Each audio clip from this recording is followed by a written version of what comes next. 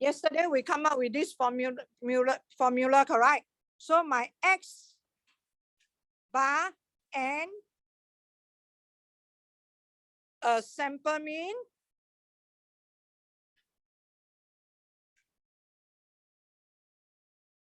is the point estimator.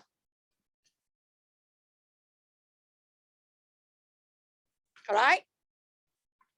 The Z, I think is alpha over 2. Your book put there. Z alpha over 2. What is Z alpha over 2? Or Z alpha over 2? What does that mean? Is the standard score based on certain confidence level. If the confidence level is 95%, which means that 95 times of a samples out of the 100 samples will contain the true population mean. Correct?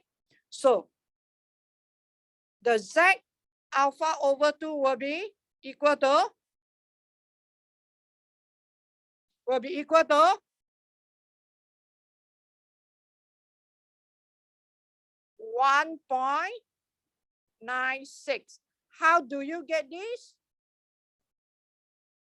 You use inverse norm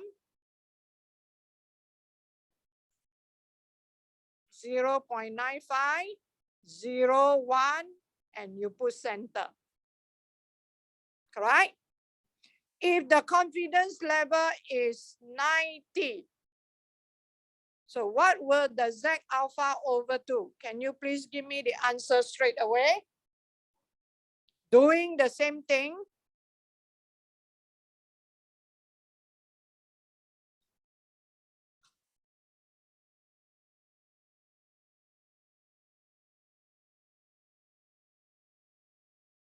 Can you tell me what is the answer? Those online? Amanda? 1.64. Definitely the value will be smaller. Amanda, can I have the value? 1.64.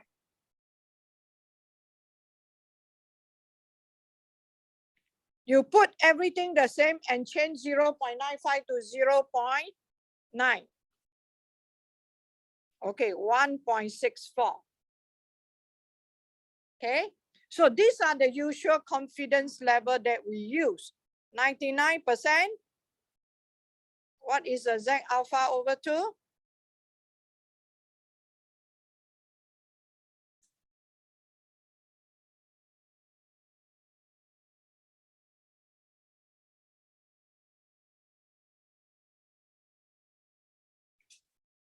.58.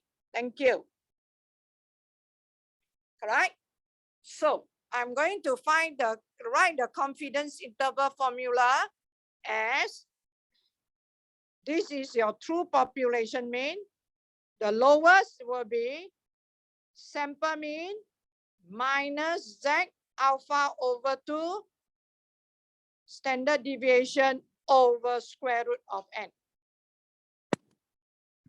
Highest possible will be sample mean plus Z alpha over 2 standard deviation over square root of n.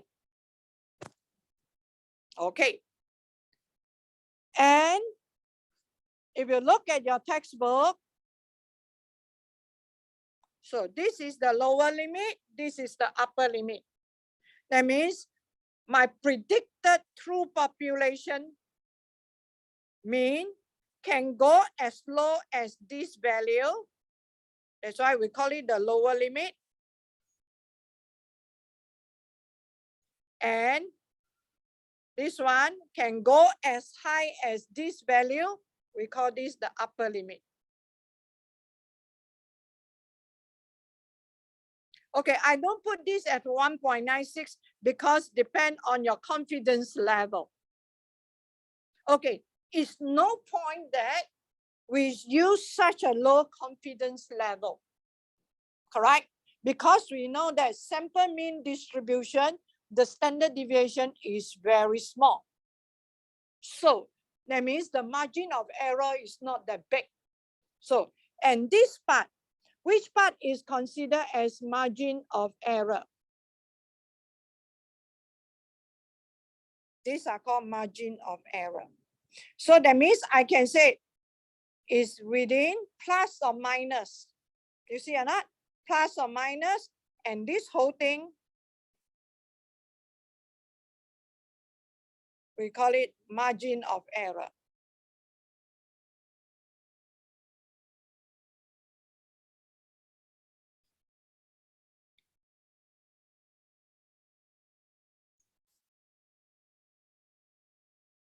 Hello? So this formula is a must to write down in your notes, and you must know which part is the margin of error.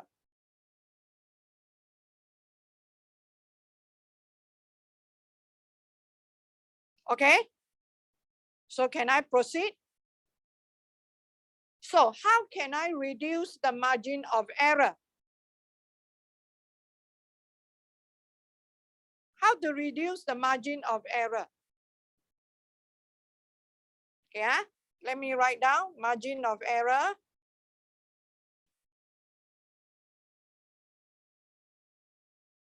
Margin of error depend on three things. This is the first one. It also depend on, and it also depend on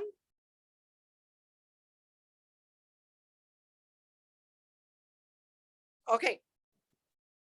Usually the standard deviation of the sample sometimes is not beyond our control, but there are something that is within our control. If I want to decrease the margin of error, what should I do?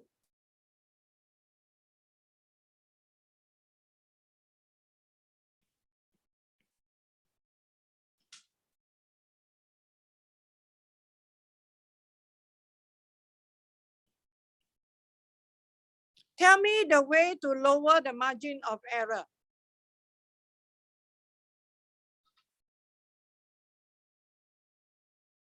Can be done by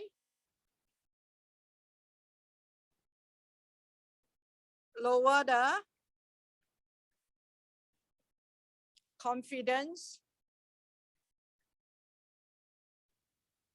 level, correct? Lower the confidence level, you see here. In my confidence level is 90. You see the Z is only 1.64. But if you lower it in such a way that the margin of error is so small, every time you will reject the thing, also no point, correct? So these are the three usual confidence level that we use. Yeah. Hello, do you get me? Okay, now, then how? There is one way, can be done by lower the confidence level, or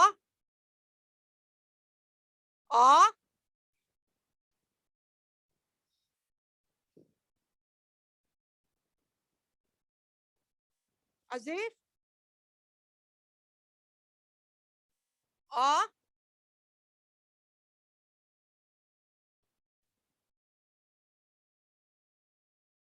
increase the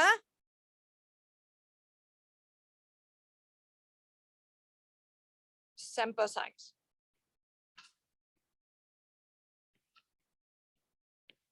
Correct? So that means if you take a sample with a bigger sample size, it should give you a better prediction. it should give you a better precision. That means you have a lower margin of error. Hello? Clear? Can or not? Okay, so this is, okay, so now the next one, when we talk about the confidence interval, correct? We have the lower, we have the highest.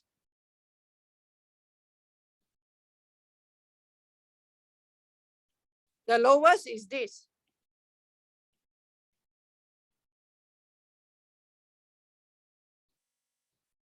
The highest is, the difference is just a matter of a plus and a minus only, correct?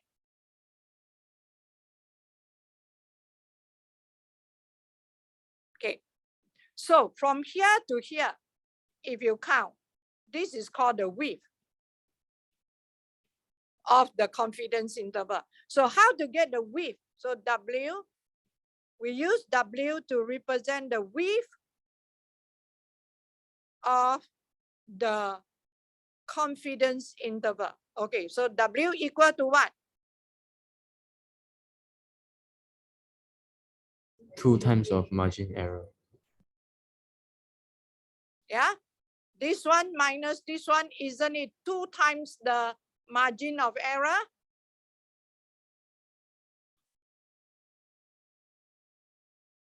Correct? So that is called the width of the confidence interval. You take the highest possible predicted, take away the lowest possible predicted value. So it's 2 times the margin of error. Hello? Are you clear? Okay, so this is something that you have to know, and everything is written in your textbook. And I teach you how to count. Am I right? Okay. So every part of the formula of true confidence interval for mean, you know, huh? Have I taught you how to find confidence interval using your GC yesterday? Hello? Yes or no?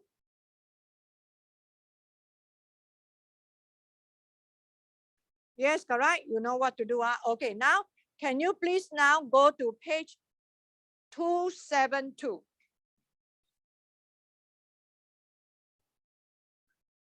Go to page 272. Look at example 6. Okay. Your textbook, they use the formula. Now, I want you to use your GC and GATE. And I'm going to teach you how to answer that.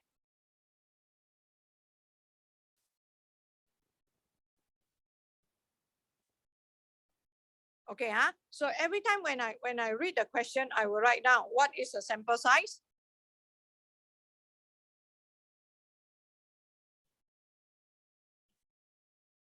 So this sample size, according to terms of rule, definitely large enough. Correct?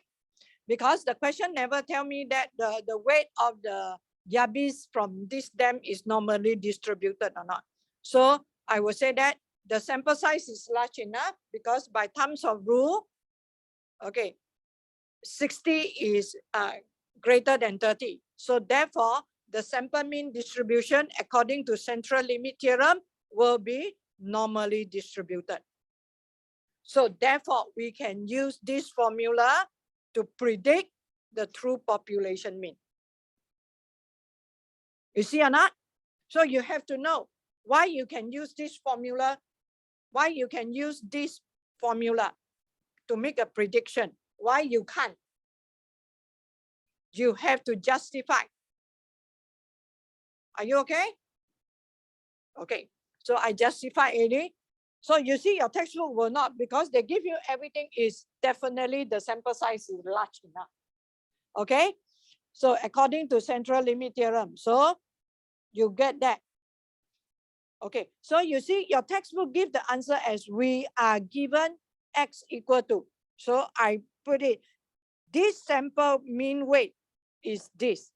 So I will take this as a point estimator that help us to estimate the true population mean. So that give you a better understanding of it.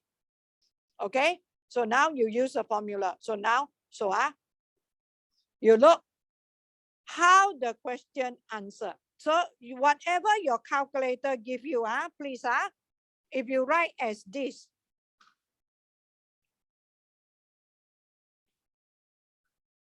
okay.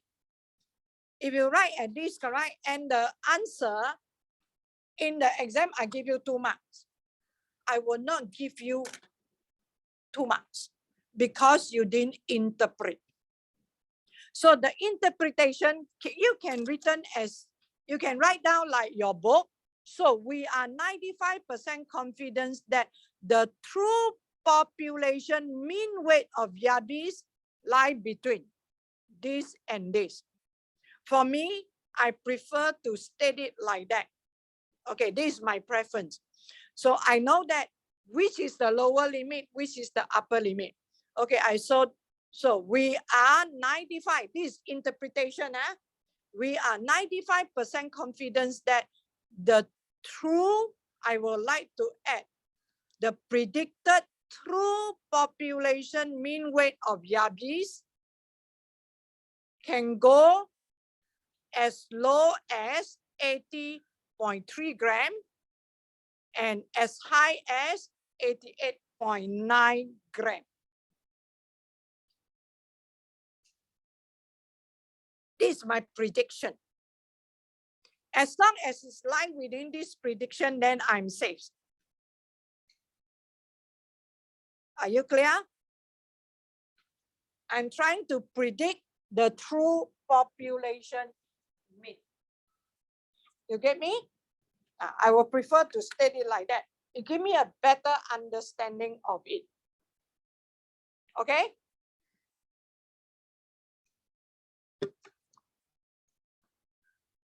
So, can you spend some time to do example 7? Okay, sometimes the question will give you the sample.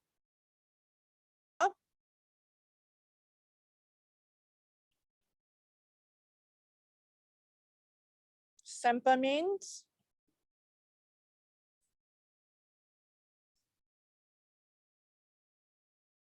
is abnormally distributed.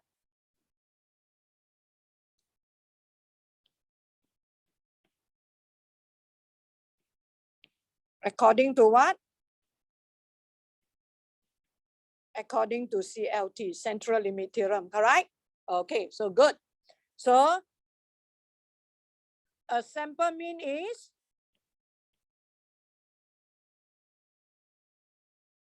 a sample mean weight. A sample mean fat content in pastry is equal to, yeah, you can put X bar is equal to the 15.9, correct? 15.9 gram with a standard deviation of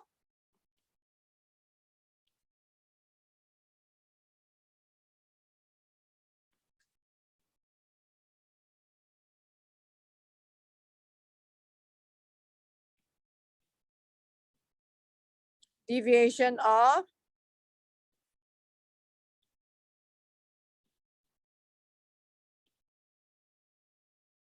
1.36 gram. Okay, so do you see in your book, we therefore estimate that. So population standard deviation is not given, am I right? So therefore, we assume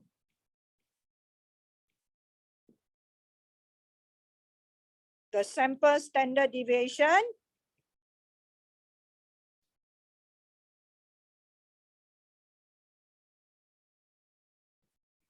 as the population standard deviation. So you have to be very, very careful. So every time when we write, okay, you don't just write like your textbook, because when you write a report, you have to write in detail. What are you doing? why your sample size is large enough. Correct? Okay, so now, so that's why you count, then the rest of it, you should know how to count already, correct? Yep. So that statement is a must to make. We therefore estimate that the population standard deviation is equal to 1.36. So we assume the population standard deviation is the same as the sample standard deviation. So this is one of the assumptions that you can make. Yep. Okay, done. So now, so the rest of the calculation, you can use your graphic calculator to count, correct? So after you count, you write down the interval, correct? You can draw the interval. So usually I would like to draw the interval. Okay, 15.4 and 16.4. So this is my confidence interval. And I interpret as, so we are 95% confidence that the mean fat content of all pastries produced, okay, can go as low as 15.4 gram and as high as 16.4 gram. So now, can you use that to justify Mr. Zach's claim?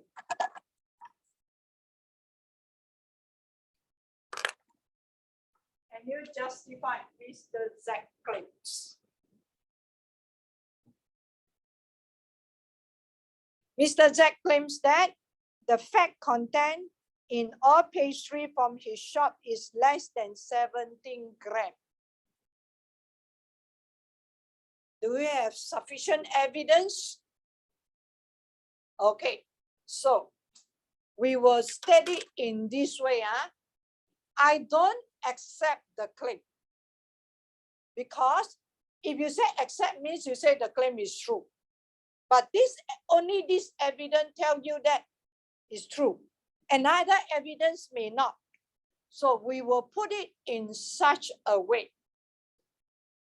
We have insufficient evidence to reject. I don't reject, but doesn't mean that I accept.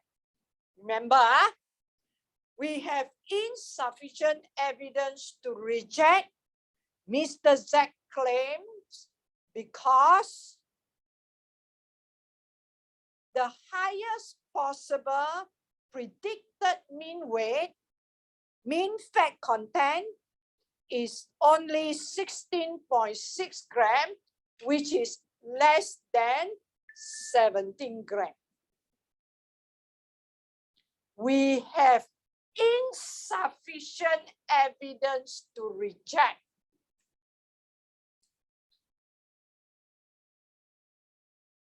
Mr. Zach claims because the highest possible predicted mean fat content is 16.8 grams, which is less than 17 grams. So you must know which side. Which side to talk about. Don't like your textbook. Always use lie within, lie outside. Try not to use that. Are you clear? Can or not? So very, very important. That is why we want to find confidence interval.